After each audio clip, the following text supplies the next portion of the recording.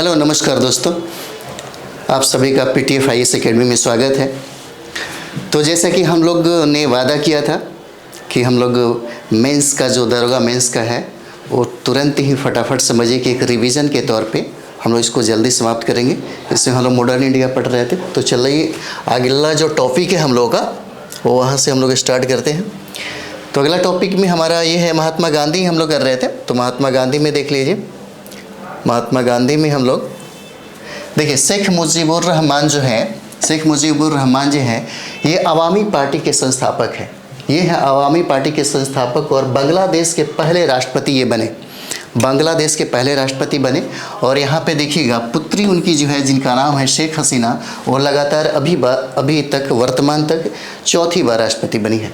ठीक है, उसके बाद देखिए गांधी जी के जो उपनाम है फटाफट हम लोग रिवीजन के तौर पे देखेंगे। तो बापू किसने कहा ये देख लीजिए, क्योंकि अधिकतर प्रश्न कभी कभी ऐसे पूछे जाते हैं, बापू महात्मा गांधी को किसने कहा था? तो ये पंडित जवाहरलाल नेहरू ने कहा था। राष्ट्रपिता संबोधित किया सुभाष चंद्र बोस ने महात्मा गांधी को। और भिखारियों का जो राजा है, भिखारियों का राजा किसने कहा महात्मा गांधी को? भिखारियों का राजा ये मदन मोहन मालवीय हो जाते हैं। जैसे बापू अधिकतर प्रश्न पूछा जाता है, बापू राष्ट्रपिता किसने कहा? बापू जवाहरलाल नेहरू ने कहा। और राष्ट्रपिता ये सुभाष चंद्र बोस हो जाते हैं। भिखारियों का राजा मदन मोहन मालवीय के द्वारा कहा जाता है। और मंगल बाबा खान अब्दुल गफ्फार खान, ठीक है, खान अब्दुल गफ्फार खान हो जाते हैं। और आगे देख ले हम लोग, जादूगर जो है जादूगर किनको कहा जाता है ये भी देख लीजिए। जादूगर ये देखिए शेख मुजीबुर रहमान को कहा जाता है। जादूगर किसको कहा जाता है? शेख मुजीबुर रहमान को कहा जाता है। उसके बाद देशद्रोही जो फकीर है फ्रैंक मोरिस को कहा जाता है। देशद्रोही फकीर ये बहुत बार प्रश्न पूछा गया है। और फ्रैंक मोरिस को कहा जाता है। अर्धनग्न जो फकीर है, अर्धनग्न फकीर विंस्टन चर्चिल ने कहा था, विंस्टन चर्चिल ने कहा था। ठीक है, और ये महात्मा जो है रविंद्रनाथ टैगोर ने कहा था, महात्मा रविंद्रनाथ टैगोर। राजनीतिक बच्चा किसको कहेंगे? ये एनी बेसेंट हो जाते हैं। One man of boundary Mountbatten ने कहा था। अंग्रेजों का सार्जेंट जो है ये भारत के लोगों ने कहा था। करमबीर की बात करें तो अफ्रीका के लोगों ने कहा था। और कांग्रेस की दुल्हन जो है ये विंस्टन चर्चिल ने कहा था। कांग्रेस की दुल्हन विंस्टन चर्चिल ने कहा था। जैसे हम लोग देखेंगे गांधी जी वकालत की पढ़ाई करने के लिए इंटर टेम्पल विश्वविद्यालय लंदन गए हुए थे। ठीक है, लंदन गए गांधी जी वकालत की पढ़ाई करने के लिए। ये ऐसे भी इतना ज़्यादा इम्पोर्टेंट नहीं है, लेकिन ये पूछ सकता है कि इंटर टेम्पल विश्वविद्यालय वो लंदन गए हुए थे। और यहाँ से बहुत इम्पोर्टेंट आपको मिलेगा। जैसे में देखिएगा 1893 का जो घटना है हमने एक ही जगह इसको एकत्रित कर दिया है। अगर मानते हैं कभी रिवीजन में भी फ़ायदा हो जाएगा आपको। जैसे 1893 की जो घटना है, 1893 में ही देखिएगा महात्मा गांधी जी के जो मित्र थे अब्दुल्ला का केस लड़ने के लिए इन्होंने दक्षिण अफ्रीका गए थे, लड़ने के लिए ही दक्षिण अफ्रीका गए थे। और ये घटना 1893 की है। 1893 में ही एनी बेसेंट भारत आई थी। 1893 में ही एनी बेसेंट भारत आई थी। और 1893 में ही स्वामी विवेकानंद शिकागो जो धर्म सम्मेलन हो रहा था उसमें शामिल हुए थे। और 1893 में विश्व में पहली बार महिलाओं को वोट देने का अधिकार न्यूजीलैंड ने दिया था, न्यूजीलैंड ने दिया था। ठीक है, और 1893 में ही शिवाजी 1893 में ही जैसे बाल गंगाधर तिलक ने गणपति उत्सव प्रारंभ किया। और यहीं से ये प्रारंभ हो जाता है। जैसे 1893 में देखिए, 1893 में महात्मा गांधी जी के जो मित्र है अब्दुल्ला, इन्हीं के केस लड़ने के लिए इनको दक्षिण अफ्रीका जाना पड़ा। और 1893 में ही एनी बेसेंट भारत आती है। 1893 में ही शिकागो में धर्म सम्मेलन में स्वामी विवेकानंद शिरकत करते हैं। और 1893 में ही पहली बार महिलाओं को वोट देने का अधिकार न्यूजीलैंड के द्वारा दिया गया। और 1893 में ही गणपति उत्सव प्रारंभ हुआ। ठीक है, चलिए आगे देखते हैं हम लोग। अगला ये पॉइंट हम लोग का हो जाता है कि गांधी जी को अफ्रीका के पीटर मार्टिसबर्ग नामक स्टेशन पर उतार दिया गया था।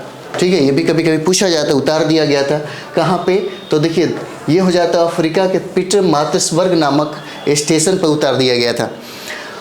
और ये 1894 में गांधी जी के द्वारा नाटले कांग्रेस की स्थापना किया गया। ये भी सब कभी कभी सवाल पूछा जाता है, और यह दक्षिण अफ्रीका में किया गया है। यह घटना 1894 में हुआ था। गांधी जी के द्वारा नाट्य कांग्रेस की स्थापना किया गया था। नाट्य कांग्रेस की स्थापना 1894 में किया गया था, वो भी दक्षिण अफ्रीका में। 1901 में देखिए पहली बार महात्मा गांधी भारत आते हैं। पहली बार गांधी जी भारत आए और कांग्रेस के अधिवेशन में उन्होंने भाग लिया। उस समय कांग्रेस के अध्यक्ष जो थे दीनसा वाचा थे। ठीक है, यानी कि महात्मा गांधी 1915 के पहले भी भारत आ चुके हैं, और वो घटना 1901 की है। और पहली बार गांधी जी जब भारत आए यहाँ पे, तो उस समय कांग्रेस का जो अधिवेशन हो रहा था उसके अध्यक्ष दीनसा वाचा थे। ठीक है, चलिए अगला हम लोग देखें। दूसरा देखिए 1902 की घटना है। 1902 में दूसरी बार गांधी जी दक्षिण अफ्रीका गए 1902 में। ठीक है, और गांधी जी दक्षिण अफ्रीका आईएनएस सफारी से गए थे। आईएनएस सफारी से गए थे। दूसरी बार गांधी जी दक्षिण अफ्रीका 1902 में जाते हैं। दूसरी बार महात्मा गांधी दक्षिण अफ्रीका 1902 में जाते हैं और वहाँ पे गए आईएनएस सफारी से। और 1904 की घटना देखिए, गांधी जी ने फिनिक्स आश्रम की स्थापना किया था 1904 में। 1904 में गांधी जी ने फिनिक्स आश्रम की स्थापना दक्षिण अफ्रीका के डरबन में किया था, जिसने उनका सहयोग उनके मित्र रुस्तम जी ने किया था। और इसी समय गांधी जी ने सेवा धर्म अपनाया। यह 1904 की घटना है। उसके बाद हम लोग देखेंगे 1906 का जो कहानी है यहाँ पे 1906 में देखिएगा गांधी जी का पहला सत्याग्रह दक्षिण अफ्रीका रंगभेदी कानून के लिए लियो टोल्स्टॉय फार्मा की स्थापना इसी समय किया गया था। कब? तो 1906 में महात्मा गांधी के द्वारा। देखिए गांधी जी का पहला जो सत्याग्रह है दक्षिण अफ्रीका रंगभेदी कानूनों के लिए किया गया, और इसी समय लियो टोल्स्टॉय फार्मा की स्थापना किया गया था।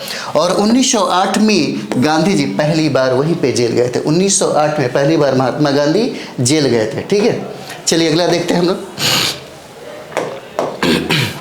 देखिए 9 जनवरी 1915 को गांधी जी एसएस सुदीप नामक जलयान से भारत अपोलो बंदरगाह पर आए थे। इसी कारण 9 जनवरी को प्रवासी दिवस के रूप में 2003 से मनाया जाता है। ठीक है, 9 जनवरी 1915 को महात्मा गांधी भारत लौटते हैं। 1915 को एसएस सुदीप, ठीक है, नामक जलयान से पहुंचते हैं भारत में, और ये पहुंचते हैं अपोलो बंदरगाह के पास। ठीक है, अपोलो बंदरगाह। और इसी कारण 9 जनवरी को प्रवासी दिवस के रूप में मनाया जाता है, और यह मनाने की जो प्रक्रिया है 2003 से प्रारंभ हो गया। कहा जाता है कि महात्मा गांधी दक्षिण अफ्रीका में लगभग 21 वर्ष तक वहाँ पे रहे। ठीक है, गांधी जी से प्रभावित क्या क्या था ये भी देख लीजिए, और ये वाला इंपॉर्टेंट है आपके लिए। तो गांधी जी से प्रभावित थारो, यहाँ देखिए सविनय अवज्ञा आंदोलन और दांडी मार्च की यात्रा उन्होंने यहीं से सीखा था। महात्मा गांधी ने अपने जीवन में बहुत सारी चीज़ें बहुत मतलब किताबों से, लोगों से सीखा। जैसे गांधी जी से प्रभावित थारों की बात करें तो सविनय अवज्ञा आंदोलन और दांडी जो मार्च यात्रा है उन्होंने यहीं से सीखा। उसके बाद रस्किन से उन्होंने सर्वोदय की बात सीखी, और लियो टोल्स्टॉय जो है सत्य का विचार उन्होंने यहीं से लिया था। ठीक है, उसके बाद देखिए 1915 की बात है। गांधी जी दूसरी बार भारत आए थे 1915 में, है ना। इसके पहले 1901 में आए हुए थे। 1915 में गांधी जी दूसरी बार भारत आए, और गांधी जी को केसरी हिंद की उपाधि ब्रिटिश सरकार ने दिया, और यह उपाधि प्राप्त करने वाले दूसरे व्यक्ति थे। ठीक है, गांधी जी 1915 में दूसरी बार भारत आते हैं, पहली बार 1901 में आते हैं, और इसी समय केसरी हिंद की उपाधि ब्रिटिश ईस्ट इंडिया कंपनी के द्वारा महात्मा गांधी को दिया जाता है, और यह उपाधि प्राप्त करने वाले महात्मा गांधी दूसरे व्यक्ति हैं। मदन मोहन मालवीय के द्वारा हिंदू महासभा की स्थापना इसी समय किया गया था।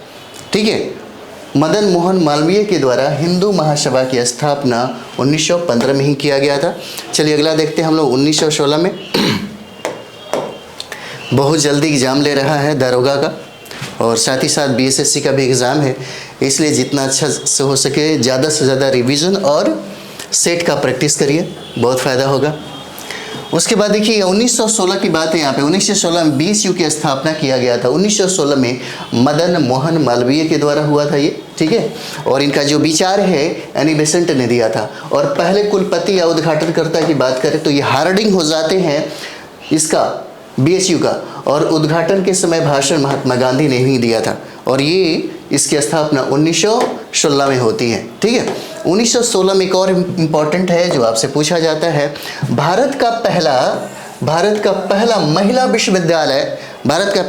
विश्वविद्यालय जो SNDT है, श्रीमती नाथीताई दामोदर थैंक्स की स्थापना किया गया था। और ये मुंबई में किया गया और केशव कर्वे के द्वारा इसका स्थापना किया गया था। इसी समय 1916 में ही पटना हाईकोर्ट की स्थापना किया गया। अब लखनऊ समझौता देखिए जो 1916 से संबंधित है, ये भी बहुत इंपॉर्टेंट है आपके लिए, है ना। तो लखनऊ की बात करें यहाँ पे तो कांग्रेस यानी कि कांग्रेस में 1907 के सूरत अधिवेशन में 2 भागों में बट गया। उसके बाद बहुत समय के बाद 1916 का एक घटना आता है जिसमें दोनों दल आपस में मिलते हैं। जैसे में देखिएगा, लखनऊ समझौता कांग्रेस के गर्म और नरम दल के बीच एवं मुस्लिम लीग के बीच यह समझौता एनी बेसेंट के द्वारा करवाया गया, ठीक है। यह समझौता जो है दोनों दलों के बीच में जो फिर से सुलह हो सके, इसमें उन्होंने भूमिका एनी बेसेंट का सबसे ज़्यादा रहा। इसी समय कांग्रेस के अध्यक्ष अंबिका चरण मजूमदार हैं। लखनऊ जो समझौता हुआ 1916 में, इस कांग्रेस के अधिवेशन की अध्यक्षता अंबिका चरण मजूमदार ने किया। और ये देखिए मुस्लिम लीग के अध्यक्ष जो है उस समय मोहम्मद अली जिन्ना थे। और इसी समय पृथक निर्वाचन के प्रस्ताव को स्वीकार किया गया जिसका दूरगामीकरण पाकिस्तान का निर्माण हुआ। इसी समय बिहार के किसान जो नेता थे राजकुमार शुक्ल, यही कांग्रेस की जो लखनऊ अधिवेशन था इसी में शामिल हुए थे। और अपनी आप बीती कहानी जो 3 कठिया पद्धति के कारण जो किसानों का शोषण हो रहा था, उससे महात्मा गांधी को अवगत करवाया। इसी समय की बात है, ठीक है। चलिए आगे हम लोग देखते हैं इसमें। इसी समय देखिए, इसी समय बाल गंगाधर तिलक जी को लोकमान्य की उपाधि मिलती है। इसी समय होम रूल आंदोलन की बात करें तो होम रूल आंदोलन का उद्देश्य जो था स्वशासन की प्राप्ति, स्वशासन का उद्देश्य था। जैसे होम रूल शब्द आयरलैंड से लिया गया है, होम रूल जो शब्द है आयरलैंड से लिया गया है। और तिलक जी ने होम रूल की स्थापना पूना में किया था जिसका अध्यक्ष जोसेफ बैप्टिस्टा थे, ठीक है, जोसेफ बैप्टिस्टा थे। उसके बाद चेन्नई में यहाँ पे हम लोग देखेंगे, उसके बाद देखिए चेन्नई में होम रूल की स्थापना एनी बेसेंट ने किया जिसके सचिव जॉर्ज अरुंडेले थे। तिलक और एनी बेसेंट का होम रूल 1918 में एक दूसरे से मिल गया और 1920 में होम रूल लीग का नाम बदलकर गांधी जी ने स्वराज सभा किया जिसके पहले अध्यक्ष गांधी जी बनते हैं, ठीक है। अब 1917 की बात देख लीजिए यहाँ पे। 1917 तो 1917 में हम लोग देखेंगे चंपारण सत्याग्रह हो जाता है। तो उद्देश्य की बात करें तो नील की खेती एवं 3 कठिया प्रणाली जो 3/20 भूभाग पर खेती करना, नील की खेती करना बहुत ही अनिवार्य था जिसके वजह से ये समस्या पैदा हुआ, ठीक है। और चंपारण एग्रेरियन कमेटी के अध्यक्ष थे लॉर्ड स्लाइव थे। और चंपारण सत्याग्रह का जो विरोध था NG रंगा ने किया था। ये भी प्रश्न आपसे कभी कभी पूछा जाता है जो बहुत इंपॉर्टेंट है, ठीक है। ये देखिए चंपारण एग्रेरियन जो कमेटी के अध्यक्ष हैं और लॉर्ड स्लाइव हो जाते हैं। और चंपारण सत्याग्रह का जो विरोध है NG रंगा ने किया था। और इस समय महात्मा गांधी जब चंपारण पहुंचते हैं तो इनके बहुत सारे सहयोगी होते हैं। कभी कभी ये भी सवाल आपसे पूछा जाता है। जैसे यहाँ पे देखेंगे हम लोग डॉक्टर राजेंद्र प्रसाद। तो डॉक्टर राजेंद्र प्रसाद को बिहार की गांधी कहा जाता है। अनुग्रह नारायण सिंह भी थे, इनको बिहार विभूति कहा जाता है। उस समय देखिए मजहरुल हक भी गए थे, JB कृपलानी भी उन्हीं के साथ थे। और उस समय सचिव महादेव देसाई भी थे। और जुर्माना की मांग लगभग यहाँ पे 50% था लेकिन मिला 35%, ठीक है। और यहाँ पे देखिए नोट में देखेंगे चंपारण सत्याग्रह की सफलता का प्रमुख जो कारण है वो जर्मनी में भारत से उच्च किस्म के नील की प्राप्ति होने लगी थी, इसीलिए ऐसा हो गया। चंपारण सत्याग्रह की सफलता के बाद गांधी जी को महात्मा कहा गया। चंपारण सत्याग्रह की सफलता के बाद ये रविन्द्रनाथ टैगोर ने उनको महात्मा से कह के संबोधित किया, रविन्द्रनाथ टैगोर ने। उसके बाद देखिए 1917 के कलकत्ता अधिवेशन में कांग्रेस की पहली महिला अध्यक्ष एनी बेसेंट बनी थी। ठीक है, ये 1917 की है। और 1917 जो चंपारण सत्याग्रह से संबंधित है, महात्मा गांधी का वो पहला जो सत्याग्रह आप भारत में जो करते हैं यहीं से उनको मिलता है।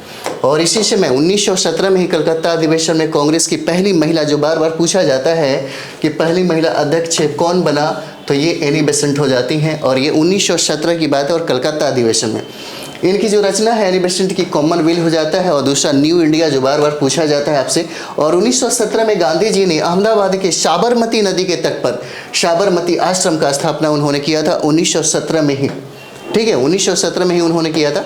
यहाँ पे देखिए 1918 की घटना है, अहमदाबाद मिल मजदूर की। तो गांधी जी प्लेग बोनस की मांग अहमदाबाद के मिल मालिकों से किए थे, जिसका प्रमुख कारण 5 करोड़ जो प्लेग बोनस देने का वादा उन्होंने किया था, जिसमें गांधी जी की मदद अनसुईया साराभाई ने किया था। अनसुईया साराभाई ने किया था गांधी जी की मदद। और इस आंदोलन में गांधी जी ने सबसे पहली बार अनशन किया था। ठीक है, गांधी जी की सत्याग्रह का अंतिम अनशन इसको माना जाता है। ठीक है, अंतिम अनशन माना जाता है। और यहाँ देखिएगा गांधी जी ने इस आंदोलन की सफलता के बाद ट्रस्टीशिप का सिद्धांत दिया था। ठीक है, ट्रस्टीशिप का सिद्धांत दिया था। इस सिद्धांत का अर्थ मजदूरों के प्रति उदारवादी विचारधारा है। गांधी जी के द्वारा गुजरात के खेड़ा में किसानों का टैक्स कम करवाने के लिए खेड़ा सत्याग्रह किए थे। ठीक है, खेड़ा सत्याग्रह किए थे। चलिए अगला देख लेते हैं हम लोग, जालियांवाला बाग हत्याकांड। जालियांवाला बाग हत्याकांड जो है, चलिए इसके बाद हम लोग